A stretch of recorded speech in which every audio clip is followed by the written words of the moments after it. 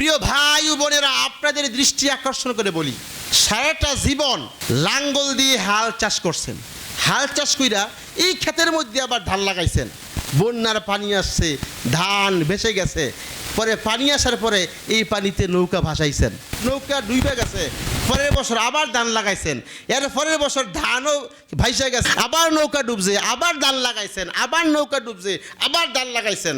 অথচ হাদিসে আসছে লা ইউলদাগুল মুমিন মিন জুহরি মাররাতাইন মুত্তাফাকুন আলাইহি, মুমিন ব্যক্তি তো এক গর্ত থেকে দুবার দংশিত হয় না।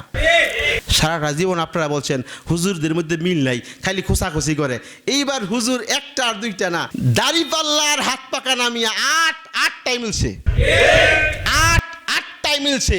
আলহামদুলিল্লাহ।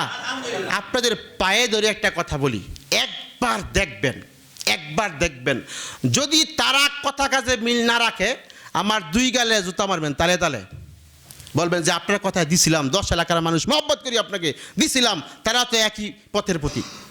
একবার দেখবেন, দেওয়ার পরে না হলে আবার আমাকে বলবেন।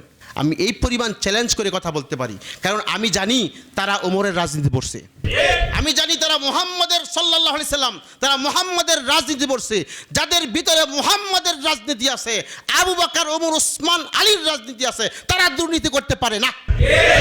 তারা যখন যাবে ইনশাআল্লাহ চুরি, ডাকাতি, খুন খারাপি, চিন্তায় রাহাজানি থাকবে না, অভাবগ্রস্ত থাকবে না, এতিমের হক আদায় করবে, মিসকিনের হক আদায় করবে, রাস্তা কালভার্টের টাকা চুরি করে খাবে না, মানুষের দুঃখ থাকবে না, আর থাকবে না দুঃখ, সততার পরিচয় এনে দিবে সুখ। দেশ দেখবেন সুজলা সুফলা, শস্য শ্যামলা, স্বর্ণ প্রসবিনী, সোনার বাংলায় পরিণত হবে ইনশাআল্লাহ। হ্যাঁ, আমরা চেষ্টা করব আল্লাহকে রাজি খুশি করার জন্য।